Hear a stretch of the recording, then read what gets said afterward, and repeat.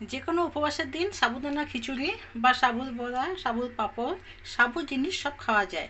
তো আজকে আমি বানাচ্ছি সাবুদানা খিচুড়ি। এর আগেও আমি সাবুদানা খিচুড়ি দিয়েছি, তবে সেটা হচ্ছে মহারাষ্ট্র স্টাইলে দিয়েছি। আর আজকে আমি বাঙালি স্টাইলে সাবুদানা খিচুড়িটা দিলাম। ভিডিওটা পুরো দেখার জন্য অনুরোধ রইল। তো চলো আজকে দেখা যাক আজকের আমার এই রেসিপিটি। নমস্কার বন্ধুরা, শিলা ফিট ক্রিকেটে সবাইকে অনেক অনেক স্বাগত। আজকে আমি সাবুদানা খিচুড়ি বানাবো। যে কোনো উপবাসের দিন এই সাবুদানা খিচুড়ি খাওয়া যেতে পারে। তার জন্য এখানে আমি বড় দানা সাবুদানা নিয়েছি। এই খিচুড়ির জন্য বড় দানা সাবু হলে ভালো হয়। আর নিচে এখানে মুগ ডাল, সোনাগাছি সোনা মুগ ডাল নিয়েছি। আর এই সাবুদানাটাকে আগে আমি ভেজে নেব। 2 থেকে 3 মিনিট সময় নিয়ে এটাকে আমি ভেজে নেব। 2 মিনিট ধরে এটা ভেজে নেওয়ার পরে এটা তুলে নেব।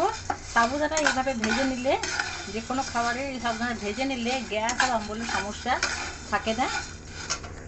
এটা আবার তুলে নেব। ওই কড়াইতে আমি মুগ ডাল দিয়ে দেবো। মুগ ডালটাকে আমি 2-3 মিনিট যেমন ভেজে নেব।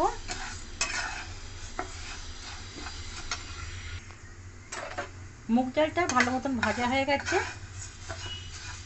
এরপর এর মধ্যে আমি বেশ খানিকটা জল দিয়ে দেবো।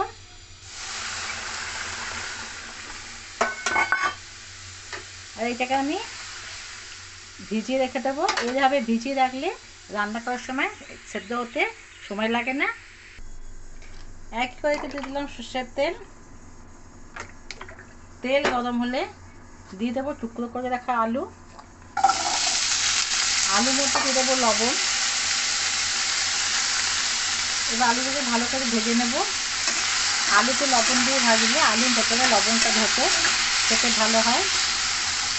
আলুটা ভালো করে ভেজে নেব। আলুটা ভাজা হয়ে গেছে, তুলে নেব। কড়াইতে তেল আছে, ওটা আমি 1 চামচ দিয়ে দেবো ঘি। এরপর এর মধ্যে আমি দিয়ে দেবো কাজু বাদামটা ভেজে নেব। তোমরা চাইলে এতে কিশমিশও দিতে পারো, তবে কিশমিশটা আমার কাছে এখন অ্যাভেলেবল নেই, তাই জন্য আমি খালি কাজুটা ভেজে নেব। কাজু ভাজা হয়ে গেছে, তুলে নেব। ওই তেলে দিয়ে দেবো 5 ফোড়ন। দেবো এখানে কাঁচা লঙ্কা চেরা, একটা তেজপাতা,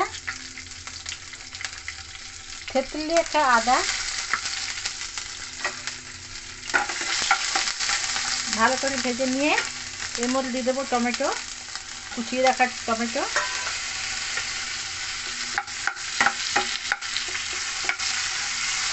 ভালো করে ভেজে নেব। এরপর এর মধ্যে আমি নিয়মিত মশলা দেব।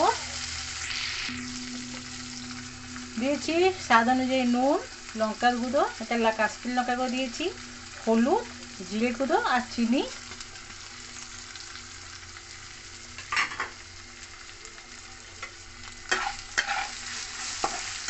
ভালো করে কষিয়ে নেব। মশলা ভালো মতন কষানো হয়ে গেলে এর মধ্যে দিয়ে দেবো ভেজে রাখা আলু আর ওই যে কাজু ভেজে রেখেছিলাম দিয়ে দেবো।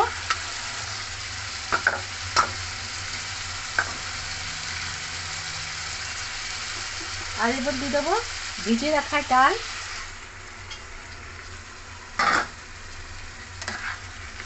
ভালো করে নেড়ে নেব।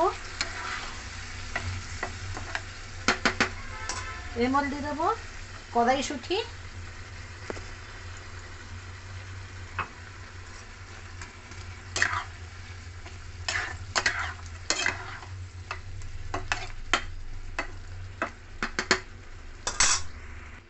ভালো করে কষানো হয়ে গেলে এখানে আমি অল্প জল দিয়ে দেবো।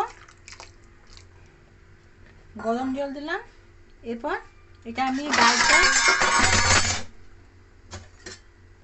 ডালটা সেদ্ধ হওয়া অবধি অপেক্ষা করবো। বেশি সেদ্ধ করবো, তাড়াতাড়ি সেদ্ধ হয়ে যাবে 5 মিনিট, কেন ভেজানো ছিল। 50% সেদ্ধ হবে, তার জন্য অপেক্ষা করবো। ডাল এখানে 50% সেদ্ধ হয়ে গেছে, দেখিয়ে দিচ্ছি। এই যে এর থেকে বেশি সেদ্ধ হলে ডালটা গলে যাবে, খেতে ভালো লাগবে না। আর এর মধ্যে আমি সাবুটা ভেজে রেখেছিলাম তাকে ধুয়ে দিয়েছি 3-4 বার, ধুয়ে দিয়ে দিলাম। ভালো করে মিশিয়ে নিচ্ছি। এবার আপনারা যদি পাতলা খেতে চান তাহলে বেশি জল দিতে পারেন, আর যদি কম ঝরঝরা খেতে চান তাহলে কম জল দিতে পারেন। আমি এটা শুকনো শুকনো করবো, তাই জন্য এখানে জল আমার সাফিসিয়েন্ট আছে।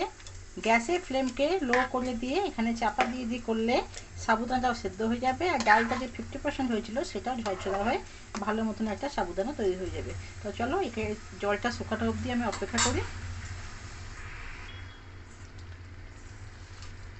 সাবুদানাটা শুকিয়ে গেছে, জলটা আগে রেখে দিলে চাপা দিয়ে বন্ধ করে আর একটু জলটা শুকিয়ে যাবে। এবার এর উপরে আমি শেষে নারকেল কোড়া দিয়ে দিচ্ছি।